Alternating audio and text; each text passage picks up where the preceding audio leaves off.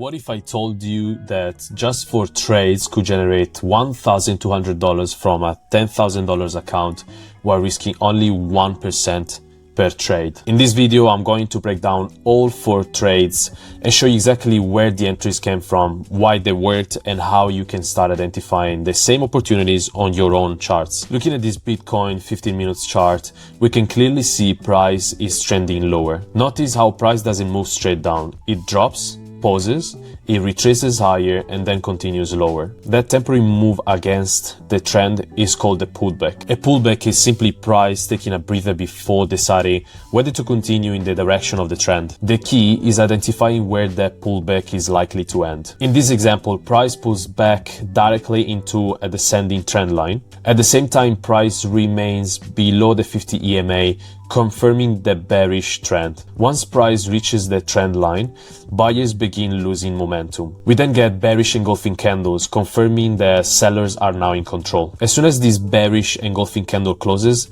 we enter short. Stop loss at 1% according to our risk management, above both the trending line and sweep liquidity. Target is placed at 3 times the risk. The trade reaches our target and delivers a clean 1 to 3 risk to reward outcome. The lesson here is simple. We are not chasing price lower. We are waiting for price to come back into resistance before entering. Now let's look at the second example, continuing from the price movement from the previous example. Again, Bitcoin is trending lower, price sells off and then begins retracing upward. This is another pullback, but this time something interesting happens. Price reaches a horizontal resistance level while also meeting the 50 EMA. When multiple reasons for a reaction exist in the same area, that's called confluence. Confluence often increases the quality of a setup. As price reaches this zone, sellers step in, and this shooting star candle confirms that sellers are now in control, and following we get a series of bearish engulfing candles. Once this candle closes, we enter the trade. To keep things simple, stop loss still at 1% according to our risk management, above both the EMA, the resistance level, and swing high. Target at 3 times the risk, another clean 1 to 3 winner. Notice a pattern is now starting to form. We aren't entering because price is falling. We are entering because the pullback has reached an area where sellers are likely waiting. Before we continue, I want to quickly show you a promotion currently available through the exchange I use. If you're a new user, register using the link in the description below and secure your account by linking both your phone number and email.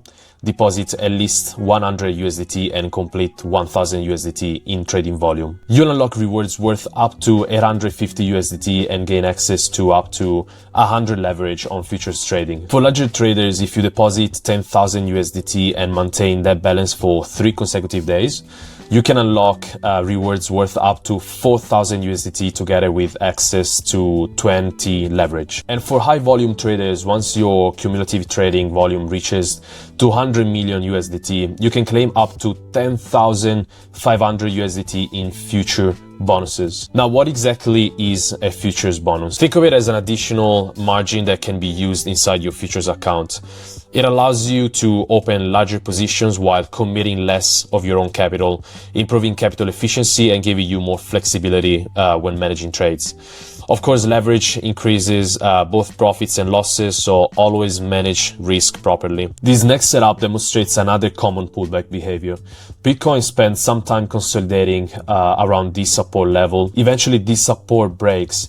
And once support breaks, many traders immediately enter short. The problem is they often selling after the move has already happened. Instead, we wait for the first pullback. This price movement here is quite volatile and full of momentum. But what is happening here is that price retraces higher and moves back toward the 20 EMA.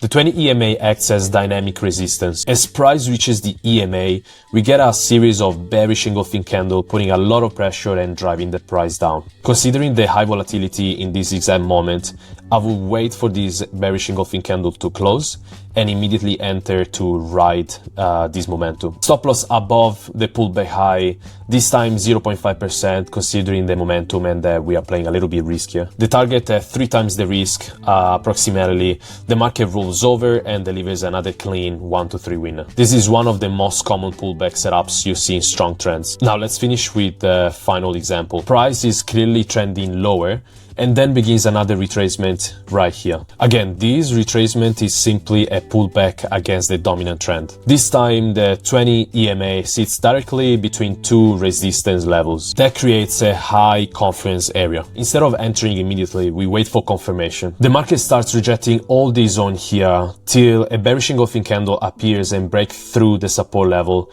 and this becomes our entering point. We actually have quite a few confirmation here as price bounces towards the 20 EMA. A tweezers appears with a bearish engulfing candle pushing the price down aggressively, followed by a doji candle. Once again, bearish engulfing candle confirming that price is breaking through support level and sellers are now in control. Stop loss at 1% above the 20 EMA and target at 3 times the risk. The trade reaches the target and completes another textbook pullback setup. The key takeaway here is patience. Most traders anticipate, professional traders wait for confirmation. So after seeing all 4 examples, hopefully you're starting to notice the pattern. Every trade follows the exact same process. First, identify the trend. Second, wait for the pullback.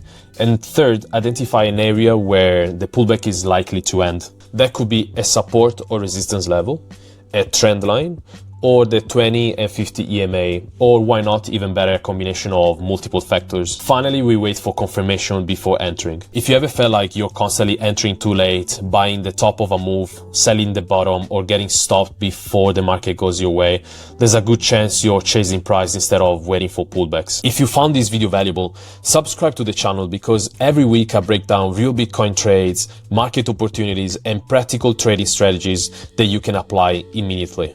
I'll see you in the next one.